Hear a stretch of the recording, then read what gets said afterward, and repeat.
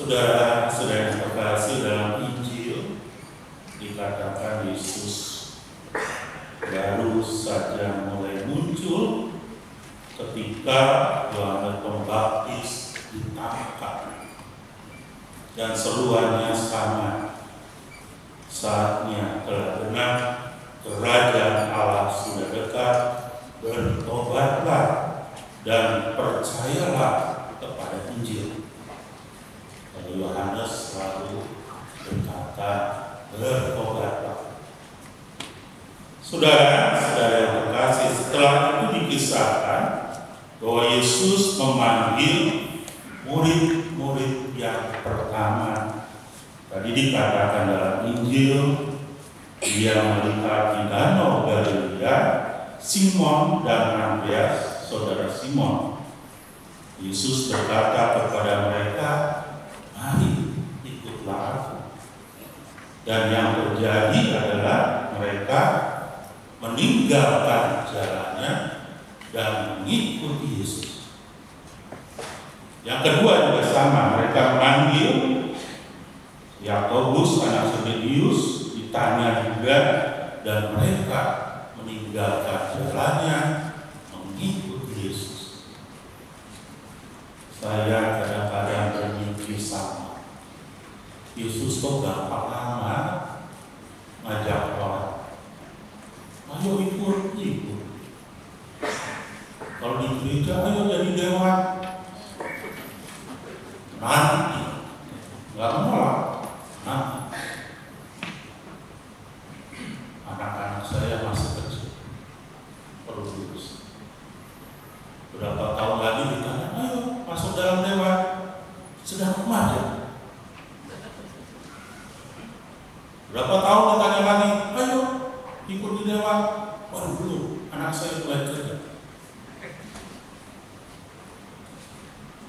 Waktu stroke ditanya, saya mau.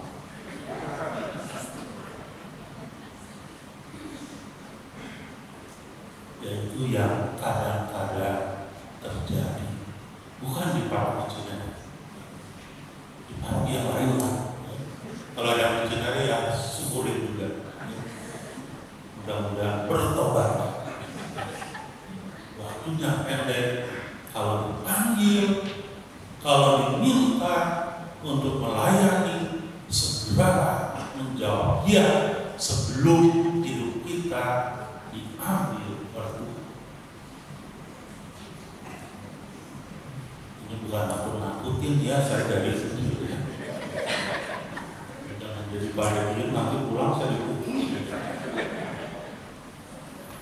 Saudara-saudara yang terkasih, ini ada hubungannya dengan gereja yang hidup. Gereja bukan masalah bangunannya, tetapi intinya gereja adalah persekutuan orang-orang yang beriman, percaya kepada Yesus. Itu gereja.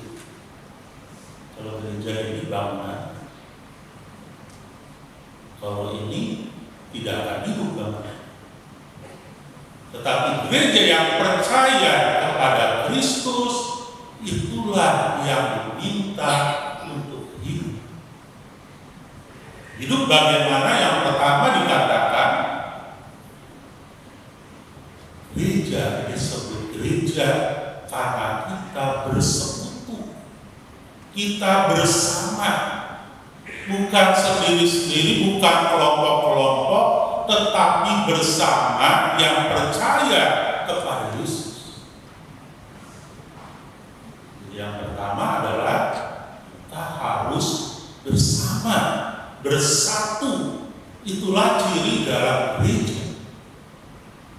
Jangan ada kelompok satu, kelompok dua, hikmah sama, hikmah sama. Yang kedua adalah gereja yang hidup pasti dihidupi dengan mengikuti perayaan Ekaristi sebagai kekuatan untuk rohnya. Roh dikuatkan dalam perayaan Ekaristi sewaktu kita menyambut tubuh Kristus. Kalau kita percaya. Tapi seperti yang tadi, kita seolah-olah mundur-mundur. Hari ini percaya, besok enggak. Besok lagi percaya. Mudah-mudahan pas waktu dekat waktunya percaya. Jangan dekat-dekat malah berpercaya. Dan dikatakan gereja yang ketiga adalah misi, mutus, melakukan suatu perbuatan, suatu tindakan. Jadi tidak cukup hanya bersama, bersatu, tidak cukup hanya ke gereja berdoa, tetapi juga melakukan sesuatu perbuatan sebagai anak Kristus. Salah satunya tadi, kalau kita melayani, entah itu jadi dewa, jadi prodiakon, atau sekarang istilahnya apa lagi? Ya itulah, karena saya dari paroki, namanya ganti lagi, nanti minggu depan ganti lagi. Tapi orangnya sama kan, kecuali kalau nggak ada dia.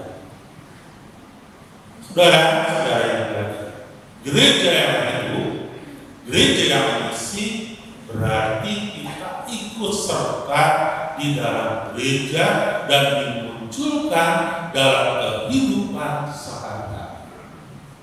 Contohnya, apakah saya bisa mengampuni saudara, teman, orang lain dengan sungguh-sungguh dan ikhlas? Kalau kita tidak bisa mengampuni saudara kita, sampai mati dalam diri kita tetap tersimpan. Bukan dosa orang lain, tetapi dosa kita karena kita tidak bisa mengampuni orang lain. Dan yang selanjutnya, apakah dalam hidup kita juga mewartakan kabar gembira kepada semua orang sebagai orang-orang yang merupakan gereja yang hidup, sehingga orang lain melihat kita, oh sungguh betul ia adalah murid Kristus. Orang bisa melihat, orang bisa merasa kehadiran kita adalah sebagai anak-anak Allah, anak-anak yang baik.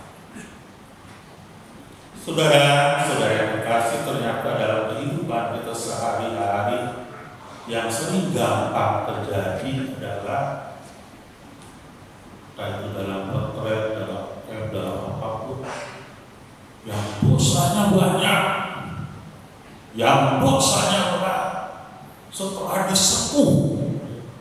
Ini kata-kata dari mereka. Setelah disentuh oleh Allah, dia bertobat. Namun kita yang biasa-biasa, yang kadang-kadang dosa, kadang-kadang enggak, dibilang berat juga enggak, tobatnya enggak.